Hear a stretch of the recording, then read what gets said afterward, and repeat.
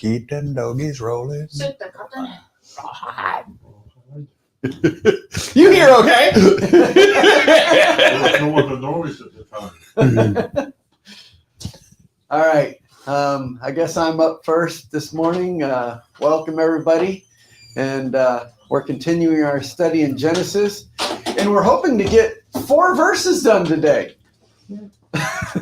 We only did 1 last week, so we're quadrupling our efforts this week. So we'll see how this goes. So maybe we'll probably only get like 2. Is that what you're saying? No, we got to get all 4 today. Yeah, we'll get there.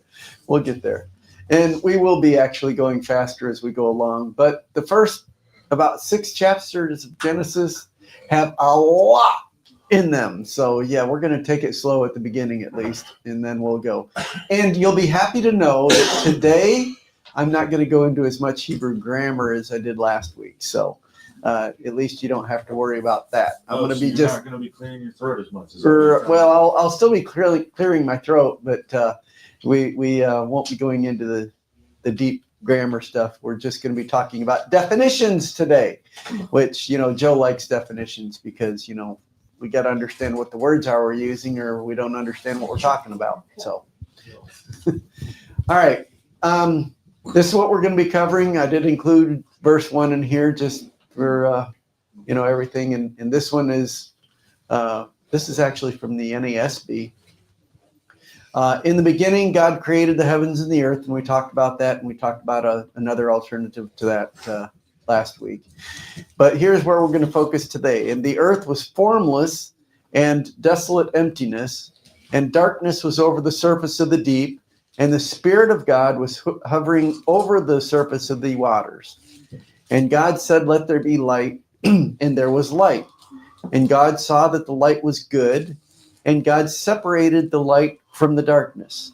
So here's this. I didn't highlight this word, but just I thought I'd talk about this at this point. This is the first instance that we see of the concept of separation.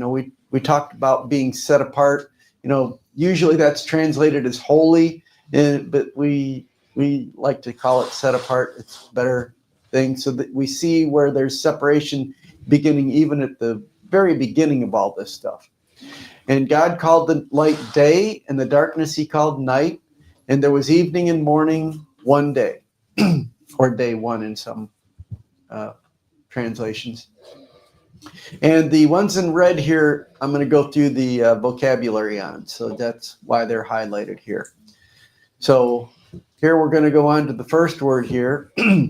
This is tohu in the Hebrew. And this is where it's talking about without form, desolation, a desert place. This is figuratively the idea of a place where there is no life. There's, there's nothingness, if you will, kind of. Of course not. Of course, there's nothing is something, but we won't go there again today. But basically, there's nothing here that is. In the Hebrew mindset, the way they think, if it's not performing a function, it doesn't exist. Right, yeah. That's what there's nothing functioning. Yes, that would be a good way of looking at this, is there's nothing functioning here. So that's a good way of looking at that. And this is just, and I pulled most of this stuff from Bible Hub, so if you want to go in there, these are just some summaries that they give. And it says here, tohu evokes a scene of shapelessness, desolation, and futility. The word is often paired with void, bohu, and we'll talk about that here in a second, or with verbs of wasting and overthrowing. It can describe physical barrenness, moral emptiness, political ruin, or spiritual vanity. In the context of tohu, stands as a polar opposite of God's ordered purpose. So this is just showing again that's the beginning of this separation idea that we see throughout scriptures. And of course, bohu was just mentioned there in that definition. This is just an emptiness or a void, basically a vacuum, kind of the way we kind of think of space, even though it's technically not a vacuum because there are things in it, but, kind of that nothingness kind of idea there as well. And again, here, bohu describes an uninhabitable emptiness. So again, this is like Joe was just saying, it's a place that's not functioning. It's not doing what it needs to be doing. An evacuated state devoid of structure, order, or life. When paired with tohu, which we just covered, formless, it conveys total desolation.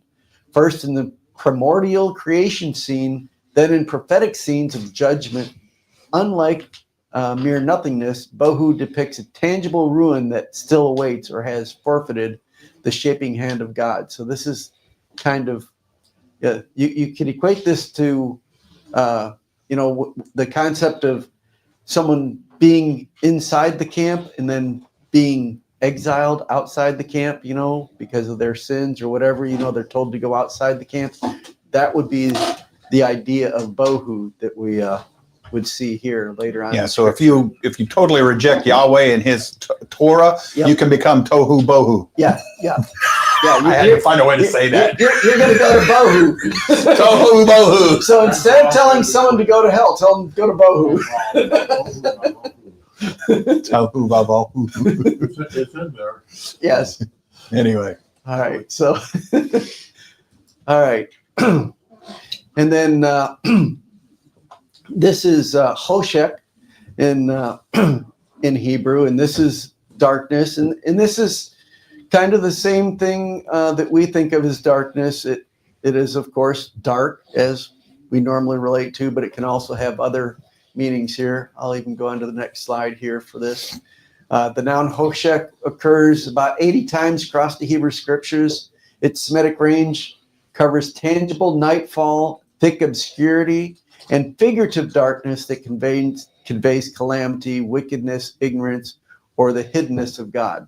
So these are those same kind of ideas here.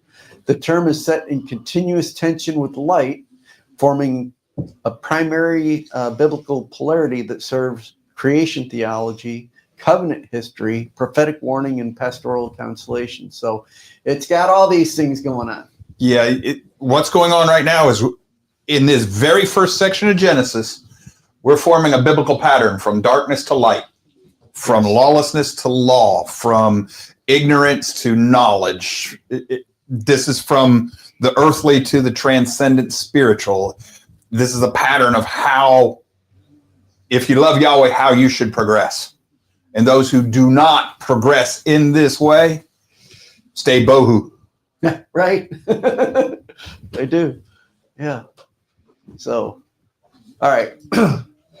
And then let's see. Tehom. Had to look at that one for a second. This is an abyss. Okay, a chasm, if you will. This I believe this is also used as a place later on. I don't know. I would believe that this would be the word that the Greeks would use later on in Revelation, where the beast is thrown into the abyss. So that's what the idea we're talking about here. Yes, sir. That's our primordial sea. Yes. That's the English translation of, yeah. Yeah, and that's where it's going to talk about here. Well, lexicons render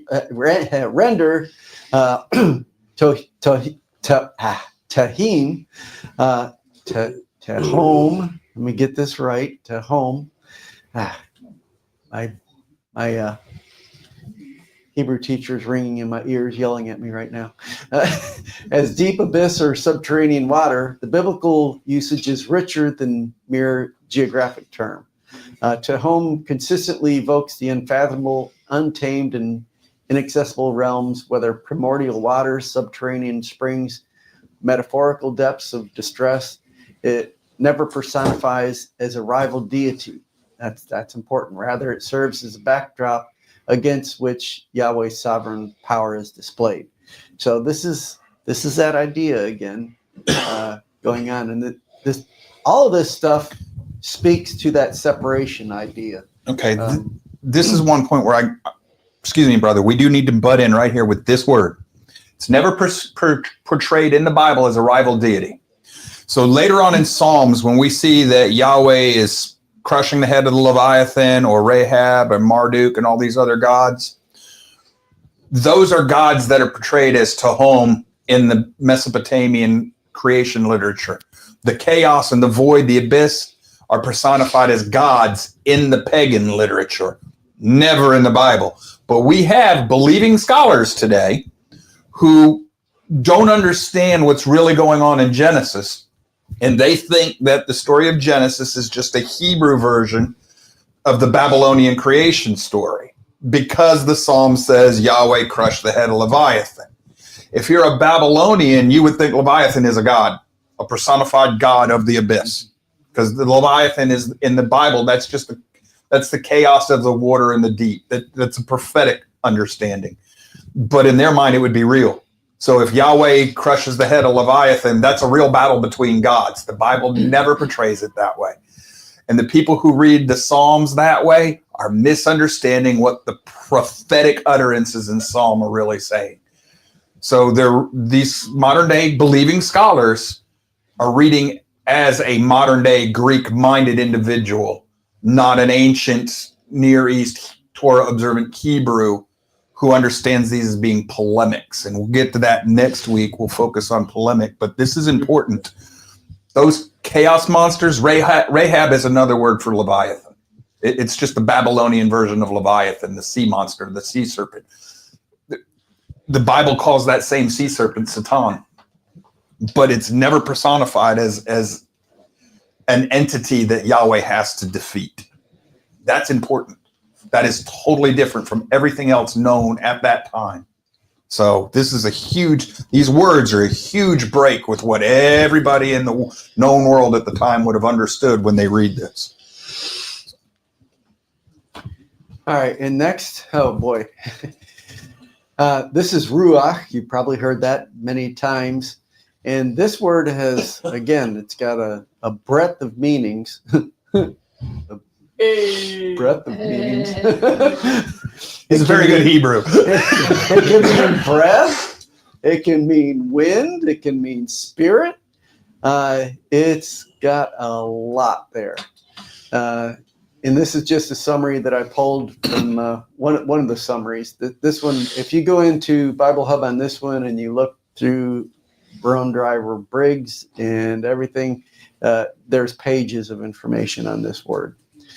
Genesis 1:2 introduces Ruach as the dynamic presence of God hovering over the surface of the waters. From the outset, the Spirit is portrayed not merely as a force, but as a personal agent who brings order out of chaos and initiates life. Job later testifies, the Spirit of God has made me, and the breath of the Almighty gives me life, reinforcing that every living being owes its existence to this creative spirit. So, and here you go, even though Ruach is not used when Adam, a different word is used where it says that, Yahweh breathed into his nostrils, that's still the same idea, same concept going on, is that breath of life that comes from Yahweh. So there's a lot to this word. In Job 33:4, should remind you of the Messiah. Yes. Yeah. And so this is lots going on here. Rachaf, and this is just a brood here. Let's see. Let's go on to this here. Rachaf appears 3 times in the Old Testament. So this one we don't have a lot of occurrences here, portraying divine activity that is both protective and powerful, whether describing the spirit at creation, the faithful care of the covenant God, or the overwhelming impact of prophetic revelation. The verb underscores God's nearness in decisive moments. So this is where he's kind of hovering over the waters and such. So this kind of shows Yahweh's personal involvement here, I guess is the way you could say it, in his creation. Or this is light, illumination. And again, this one has, like darkness, light also has those other figurative uses. The noun or occurs about 122 times, ranging from primeval command and launch creation to prophetic visions of the coming kingdom. The context fall naturally into several spheres: physical luminosity, theophanic glory, the moral spiritual enlightenment, revelatory instruction, and eschatological salvation. Too many big words here. Though the Old Testament employs rich metaphor, the usage never divorces light from the personal source of God himself, Yahweh himself.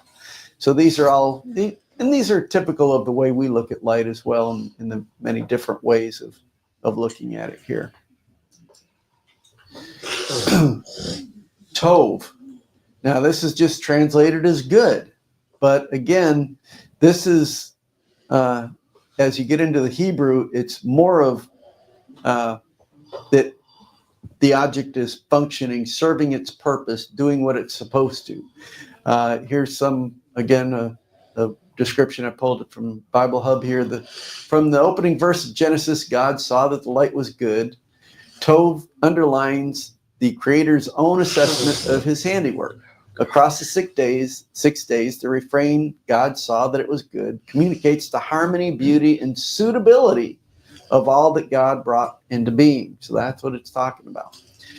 This foundational portrait establishes that goodness is not a human construct, but a divine attribute embedded in creation itself. In ministry, these verses encourage believers to affirm the worth of the material order and to cultivate stewardship rather than contempt for the world God called very good. So, and that's kind of, if you look forward in Genesis, where, Adam's given dominion and told, hey, put this world into order, it's basically Yahweh's telling him, hey, keep this going the way that I created it and keep it to where it's very good. And that's what our mission is here.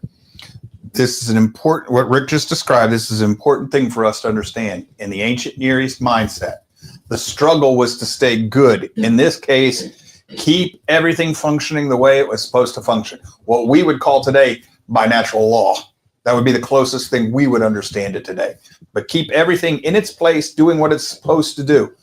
So this idea that a man can become a woman and a woman can become a man that we have in our world today, that would be a breach of good. Right. So this is also before the fall. Okay. So in the passage in the New Testament, when Yeshua says, who is good but the Father? He's telling us at that point in time, there's nothing good in any creation, any part of creation. There's nothing functioning perfectly the way it's supposed to anymore. And that includes the heavenly realm. Why? Because there's still a heavenly struggle between the rebellious angels and the angels. So the Messiah is telling us that there's only one who is good at that point left, and that's the Father. Well, people would say, well, that means that the Messiah wasn't good, except for the fact that the Messiah is the Father, joined with a human. And we don't need to get into that battle, but that's the Hebrew idea of good. And it was also the ancient Near East way of good. And that's the motivation behind a lot of the pagan rituals and things that they do, is to try and keep the gods from getting upset so that everything stays the way it's supposed to be. Genesis is telling us, the whole of Genesis is telling us, you don't have to have that problem. You just have to have trust and faith in Yahweh. The sacrifice isn't going to do it. Obedience doesn't do it. None of this stuff will do that. Yahweh is good and faithful. Just have trusting faith in him. You don't have to worry about anything else. Nothing you can do can make things work out better, because it's his will, not ours. We are just supposed to become good in the sense that we do what we were supposed to do, what we were designed to do. Subdue the earth, bring it into order, you know. And all this speaks to that same concept, that separation idea. This is, you could say Tov here is sanctification, where you are doing things that are the way that Yahweh wants them to be done. And when you violate that, you're making those profane, or basically you're defiling those things. Bohu. And and then they're going into bohu. Yeah.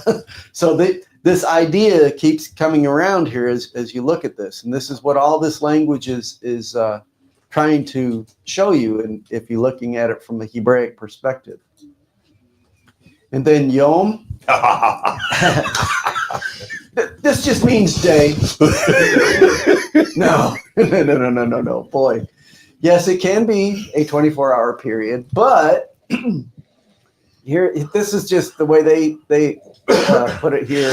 And this is, again, this is another one. If you go into the Brown Drivers Briggs, you've got pages of what this word. Yeah, for those who don't know what Brown Drivers Briggs is, that is the gold standard of Hebrew lexicon. Yes. And whether marking a single sunrise, an era, or a climatic intervention of the Almighty, Yom serves the Scripture's primary temporal lens. It's approximately 2,303 occurrences tell one story. Time itself is God's servant. Okay, so he's outside of time, structured for his glory and our good, moving inexorably toward the day when faith becomes sight. So Yom can mean a 24-hour day. It can mean just the daylight hours. In fact, most uses, that's usually where it's used in the Scriptures. It can mean a undefined period of time. That's kind of what we're looking at in Genesis, in my opinion, is in sometimes they call that an epoch or a period of time that's not necessarily defined. Yes. I was going to say a good example of the way it used in English like that is back in my day. Yeah, yes, exactly. Back in my Yom. Yes. That's a very good example. Yes, that's a great example. And that's how we should kind of look at this here. So, did Yahweh create the earth in 6 24-hour days? Maybe. Maybe not. Does it matter? Doesn't matter. No, it doesn't. And that is not what's in view here in Genesis. It was periods of time, and that's not what they're talking about here. They're just showing this is the process of how Yahweh put all this together and how he did what he did. Who did it? Not how. Yes. But Who. let's say who. That's the key thing. Yes. Who. And Lila, this is night. And again, similar thing with day. We use these things metaphorically as well, many times, even in the English language. God called the light day, and the darkness he called night, and there was evening and there was morning. The first day, from the outset, night is neither accidental nor evil. It is divinely named segment from the daily cycle. Scripture's rhythm of evening and morning teaches God's work begins in darkness and moves towards light. Also known as revelation. This is key, I think. And I'm not allowed to go where I want to go right now. So I won't go there, but this is that idea. You're going from darkness, a state of chaos, if you will, to a state of order. And that's what this is trying to show here is Yahweh's taking just nothingness, he's putting it out there, and then he's putting it all to order and making it good. So, and then of course, Erev, this is evening, dusk. The exact way of evening is kind of it's kind of a gray thing, because in Hebrew it can go anywhere from where it's starting to get towards evening to dusk and then even into darkness. There's a big hairy rabbit sitting right there. We're going to leave it alone. Yeah, we're not going to go totally there. But the point is, this is where we get the idea that the day begins around sunset. I'll say it around sunset and ends at the following sunset. So that evening and then morning, so it shows that way of the cycle of night and day. Genesis opens with the refrain, and there was evening and there was morning. By placing evening first, Scripture establishes the biblical day as beginning at sundown. This order becomes the framework for Shabbat observance and every subsequent festival reckoning. So this is where, he was talking about hairy rabbits. We're not going to go there, but you can get into that here. That one's got calendar fangs. Yes. Yeah, that one has calendar fangs. It does. And we're not going there today. Joe won't let me, even though I want to. Boker, this is morning, and this is pretty much what we refer to as morning. Boker consistently denotes the first appearance of light after night. Divinely fixed boundary separating darkness from day. Ooh, boundary. Yeah, that's another big thing here. You know, politically today we have these things, you know, with illegal immigration and such in here, and you know, everybody's saying, oh, it should be one world order. We shouldn't have any boundaries. Borders. That is lawlessness.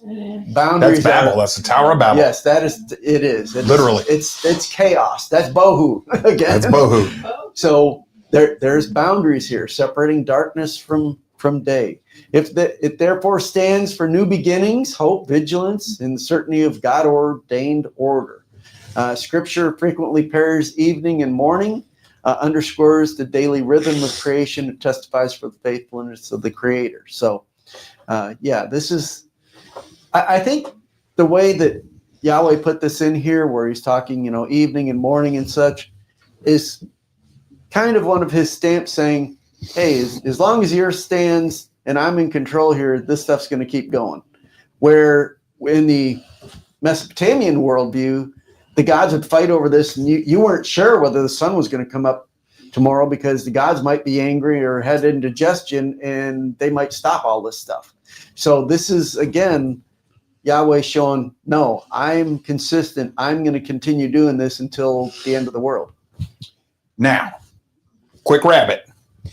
I'm going to argue here in a minute when he's done that we're dealing with prophetic language. Oh, yeah.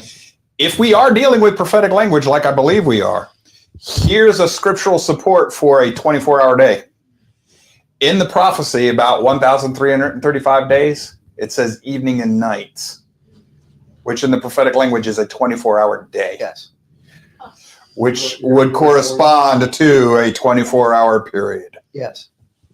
So there is a prophetic definition of a 24-hour day that might work. Now, in the prophecy, it's still referring to years, 1,335 years, but it can't say it that way, because if I say a prophetic year or a prophetic day, that comes up with something different. That can be 1,000. So the prophet says evenings and nights, and he means 1,335 days, which in the prophecy, that can be a year, but he says day, and that's exactly the phrase we have right there, evening and night. Yeah. So it could very well be meant as a 24-hour creation period in the prophetic language. Sorry, morning, yeah, evening, whatever. But you know what I'm saying? That's the language that the prophet uses. I'm sorry, but that's the language the prophet uses. Evening and morning, evening, day. All right, and I'm done now. All right. So I'm going to turn it over to Joe and let him talk for a while. As I study Genesis, the first few chapters, I am absolutely convinced now we're dealing with a polemic. It's an apologetics, meaning you're defending your faith. And this is written in poetic, prophetic form.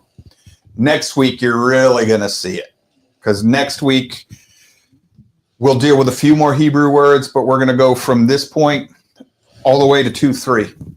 And then I'll take over and show you what I want you to see that's going on here in Genesis. Genesis is a series of chiasms that form chiasms themselves. They're like a little bifid in Genesis. Some people think we have two creation stories in the book of Genesis. It's only because they're reading it linearly like a Western Greek.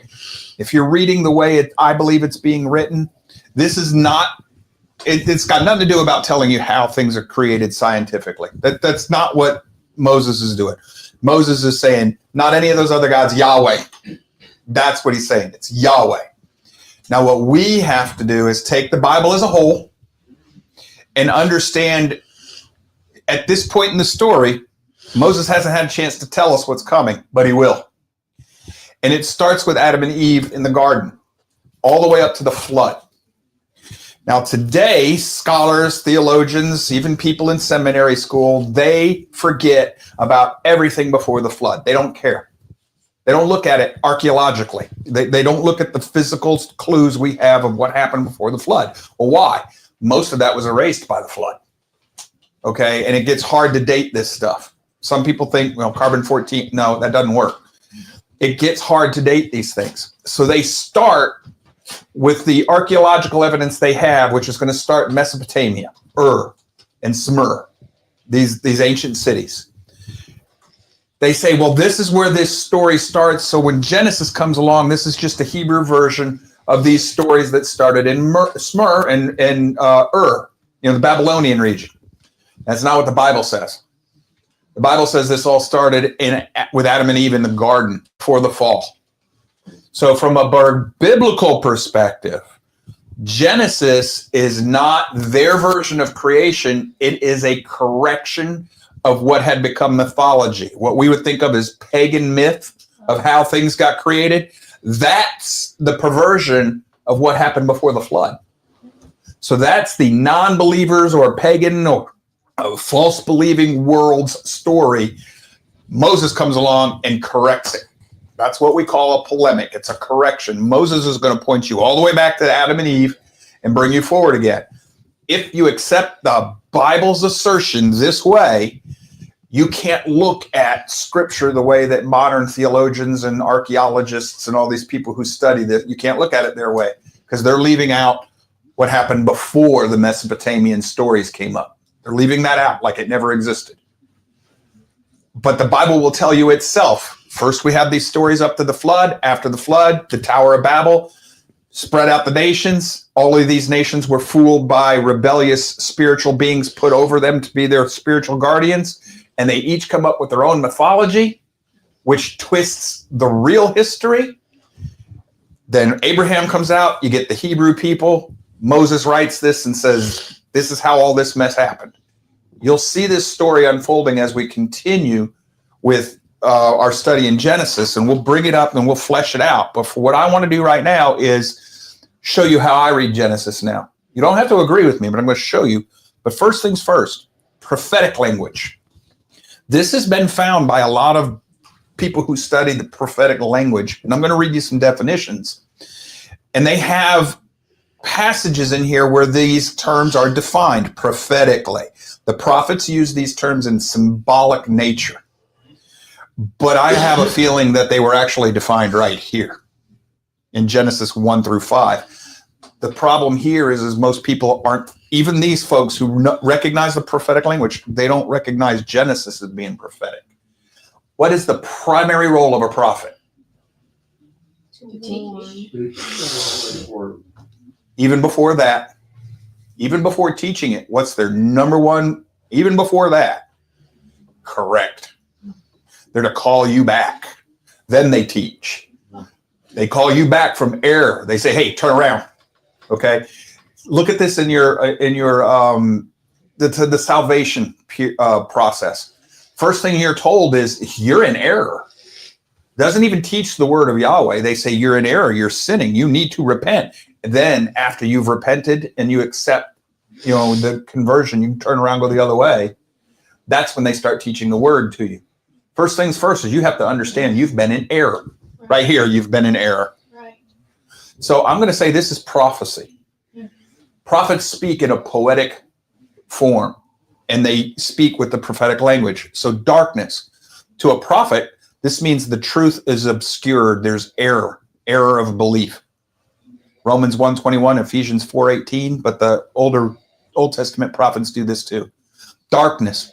This is going to mean it's wickedness. You leave what is upright. You leave righteousness. You choose wickedness. It's also evil. It means lack of understanding or blindness, spiritual blindness. It can mean error. It can mean a covering by Yahweh, like when Yahweh brings darkness over the land of Egypt. It can also mean secret places, death, or trouble. But in the prophetic language, almost always what we're dealing with here is it's wickedness, lawlessness, spiritual blindness. Day or days. In the prophetic language, you could be dealing with a literal year of prophecy, so many days in prophecy, that's a year. And that's going to come from Ezekiel 4:6. But you're also, a lot of times you're dealing with truth. especially when the Messiah is present. Is the Messiah present in this passage right here? Well, no, Joe, I don't see him. We've got the benefit of the New Testament. Messiah was present when everything was made because everything was made through him and by him, right? Messiah is present in this passage. He's the light, folks. So the deep, that's judgment of the Lord, but it's also spiritual chaos. It's bohu. Light, this is truth, the Messiah. It's also the word of the Messiah or the word of Yahweh, and understanding of the truth. So let there be light. That's also a case of let there be an understanding. And night, I know that the definition says it's not necessarily connected with evil or lawlessness or wickedness, but in the prophetic language, night means inequity, sin, or evil. So when I read this now, if I'm going to choose to read this as a prophetic, poetic form, I'm going to read this like a Amplified Bible.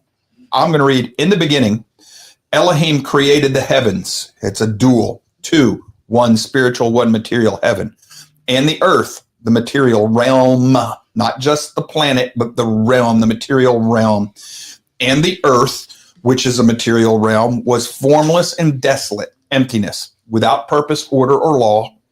And darkness, obscurity, was over the surface of the deep, chaos. And spirit of Elohim was hovering over the surface of the waters, the void, the deep, the chaotic, purposeless void. Then Elohim said, let there be light, law, purpose, order. In other words, my Messiah enters into this created world. And there was light. Elohim saw that the light was good, functioned properly as designed. And Elohim separated the light from the darkness. Elohim called the light day, truth, righteousness, lawfulness. And the darkness he called night, inequity, sin, evil, lawlessness, or chaos.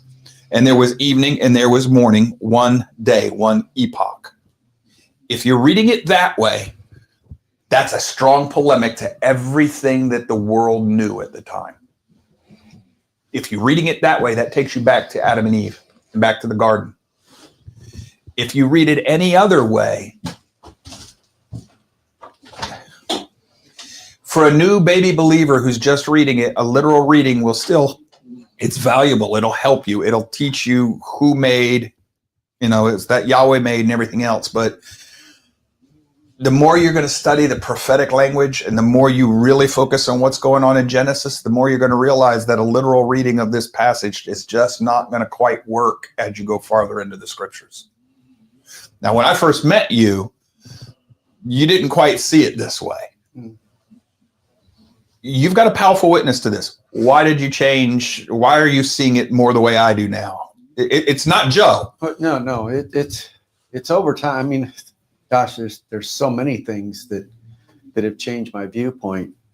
But it's probably the biggest thing that you say that I've actually kind of come to is you've got to take the word of Yahweh and swallow it whole. Because as he was talking about all these things that he's talking about, I'm thinking about the rest of the Bible from Genesis on to Revelation and how all those things that happen later on, I can bring right back to what we're talking about right here. And it all fits in perfectly together. It functions well together. It's good. And so when you don't have to fight to put these things together and for them to just fit together beautifully, you see that hand of Yahweh, that you see that providence of Yahweh and his creation throughout everything. We talk about, we talked a little bit last week about, how a lot of things are going on and the way we're doing things on the show. And last week it was even, we had the same shirt on and those were all things that we said, hey, we're seeing the hand of Yahweh in all this and how he's putting all this together. Not anything we did, but just the way his timing and the way things all came together in such a way that they just meld right together and they fit together perfectly. That's the kind of thing that I think looking at it from this prophetic view, it helps you to see what's going on, because Genesis 1:1 or 1 through 1:5 and all, it's telegraphing everything that's going to happen later on in the scriptures. But if we read this the way it's traditionally read, you won't see those connections. No, you won't see that. You'll just know, okay, Yahweh created the heaven and the earth. That's all you're going to get from it. So if I read this the way it's traditionally read, this could be nothing more than a Hebrew version of what was already in the world. Yeah. If I read this as poetic, this is proof that the scriptures are the inspired word of the divine creator, because there is no way that that could be written telegraphing throughout the rest of what scripture is going to bring. It couldn't be. That has to be inspired by Yahweh, because Yahweh knows the end from the beginning. So the only way that the telegraph could be written into this passage is if Yahweh wrote it through the prophets. Right. And this, we've been talking a lot over the past few weeks about continuous worldview versus transcendent. That's what we're talking here. If you're looking at this in the traditional way, you're looking at it from a continuous worldview, which is exactly what the Mesopotamian creation stories are. They're a continuous worldview story. Pagan. But if you look at it like we're talking about prophetically and you're bringing all this in, you see that transcendence of Yahweh, that he's outside of all this and he's putting all this together and he sees everything from the beginning to the end because he's outside of time and space. Then you get that whole different way of looking at it. And that's kind of what we're looking at. Yeah, when we say continuous, just think pagan. Yes. When you look at it this way and you're saying what and how, that's a pagan way of looking. We're looking at it spiritually. We're saying who and why. That's a transcendent way of looking. Yahweh for his glory and for our purposes to his glory. Oh, well, and the how is like, well, I don't know how he did it. 12 days and he made it. And that's not scientific. And, well, no wonder you're looking pagan. All you're seeing is the creation. If you read this prophetically, you're looking at the creator. And that's all that's the whole of the difference we're trying to stress right now. We've come up in a society that teaches you to read Genesis and see Genesis from a material perspective. That was never the intent. Well, that's the way the visible church teaches it. Yes, I know, but that's not the So can you imagine Yeah. what would happen if we taught our children to read this the proper way? Oh, it would change a lot. And for those who want to object, well, this is not the prophet. Was Moses a prophet? No, I think so. Yeah, so he can write in the prophetic language, can't he, boys and girls? Yes. If you weren't a prophet and the Lord wanted you to write in a prophetic language, You'd become a prophet, yes. Just like a lot of people don't understand how prophetic the Psalms are. Is King David a prophet? Yeah. Yes. Yes. Oh, Got to remember that when you're reading Psalms. He's a Yes. prophet. He speaks with the prophetic language. You can be more than one thing. Yes. You can be a king. You Yes. can be a prophet. It's like you can be a mother. You can be. You understand? But the reason we have to understand this is that when a prophet speaks, he's using the same words, same language, but it has an entirely different meaning. Yeah. And the only real illustration I have is those of us that were in the military, if we switch back to the way we spoke when we were active duty, most of you civilians wouldn't understand a word we're saying. Oh, yeah. You'd recognize sort of kind of English, but you'd be like, what? What's the word of the day, Joe? I can't answer that. That's not for mixed company. So, Anyway. yeah, he just illustrated it. I know the answer, and he knows I can't answer it. Is it Dilligan? Well, you've been married to a former Marine, so you picked up. Yeah. So, yeah, that's what we're trying to stress here. And that's all I needed to get taught that I think we needed to teach today. Next week's going to be a bigger bite. Not as many words, and Rick might cover them as I get to them, but next week I want to show you the chiasm and the parallel structure that is built into the creation story from Genesis 1:1 through 2:3. Yeah. And I'm also going to bring to you some of why people think that it mirrors Mesopotamian creation stories, but also why it doesn't. Okay, it is saying something entirely different from them. Uses the same base. It looks the same, but it's entirely different. It's baseball. American baseball versus Japanese baseball. They're perfectly the same, right? Except in America, you want to win. In Japan, you want to tie. Right. And if you didn't know that, the Japanese play to tie. Right. That's honorable to them. Here, we want to win. Well, everything's the same, man. They even dress the same field, same rules, same whatever. Different goals. Different goals. And that changes everything about why they do things the way they do them. Okay? If they ever fight a war, if they just want to die. Yeah. Well, It's their that's culture. another story. It's their culture. But and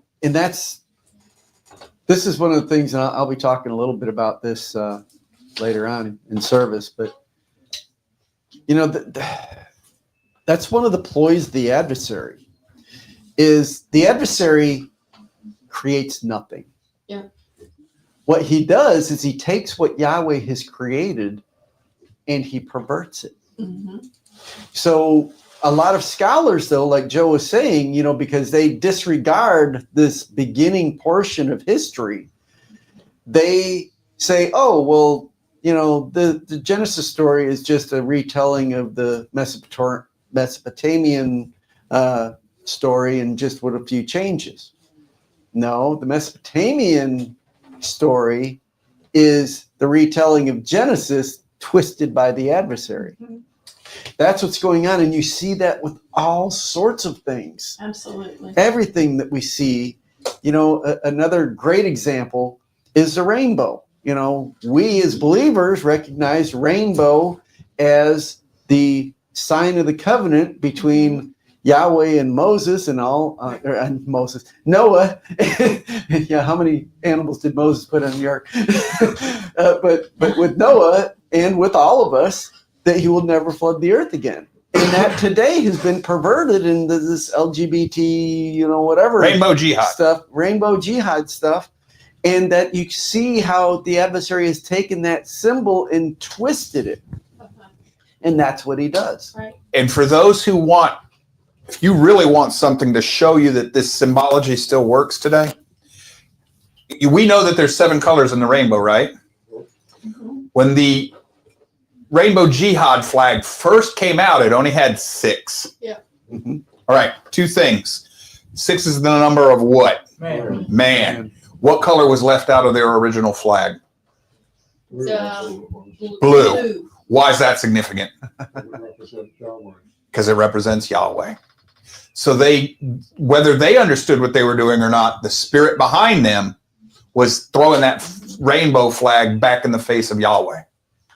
Especially since it's connected to what? The sin of Sodom and Gomorrah, which is connected to the flood. And if you don't think Sodom and Gomorrah is connected to the flood, you need to go back and see Genesis 6:1-4 again. And if you think that that's not important, Peter and Jude and Yeshua would have begged to differ. Yeah. And so would Paul. And what Joe just said, you see how important Genesis is to the understanding of the rest of the Bible, because all this is all intertwined. And Natasha, I think, has something back Yes, there. ma'am. Just noticed with the flood, water is usually appears to be blue. Yes. So I don't know. Maybe that's something else that goes back to the whole flag. And it's also connected to the mikvah. I'm going to make everything clean again. Yeah. That's what I was just thinking. Right. And I just read something else from a rabbi today. Noah is never said to be in a ship. The Hebrew word behind the ark denotes box. Mm-hmm. No rudder, no sails. Mm-hmm. He had to depend entirely on Yahweh for his navigation, which is in contrast to all the ancient stories of being in the ark. And all the ancient stories talking about an ark, and they exist. There's ancient pagan stories about the ark. Most of the time, they are told by their deities, their false gods, to bring along so-and-so to navigate for them. So they have a divine navigator, and they have a rudder and sails. Gotcha. So it's connected to the earthly creation. Right. Man has a little help from the gods, but in Noah's case, he was entirely dependent on Yahweh. He didn't put any animals on the ark. Yahweh did. It was I mean, the whole thing was Yahweh. like a big raft with buildings Yeah. on top of it to float. Which coincidentally, modern naval architects will tell you that the dimensions of the ark were perfect. Yes. Yes. Oh yeah. Perfect In fact, stability. We've designed ships based on Yes, those we have. dimensions. Yes, and we such. have. Yes, we have. So, any questions for today? I'm going to have a small handout for you next week, just because some of the information I'm going to cover is easier to do in a handout, but we'll have slides for the audience at home. Anything else? Nope. I think that's If you're worried about what we're teaching, wrestle with it. yes. Start looking some of this up. And yell at us. Yeah. Let us know what you think is wrong. Don't and why. use, if you're going to Please. research this, don't use Google. Google's not going to help you. Oh, No, I mean, for real. If you do Bible polemics, you're going to come up with some really gnarly, bad stuff. No. Mozilla or Firefox or Brave or one of these other, I didn't even like what Bing was giving me, but DuckDuckGo. DuckDuckGo, yeah. Just put in there the Bible as a polemic. Okay, you'll get better returns. The other stuff is still in Google.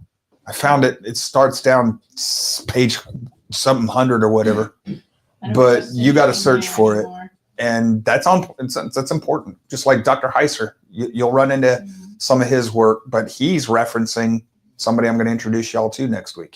Heiser's even referencing Walton from the lost Right. world of Genesis. And he also references in the beginning we misunderstood. And then you'll find against the gods. This is not weird. We're standing on the shoulders of other brothers and sisters that have gone before us. This is not new to the body Right. as a polemic. This is not new. So it's been known for several hundred years at least. It got forgotten sometime way back when. Anything else? We're good then. All right. Thank That's you a very wrap. much.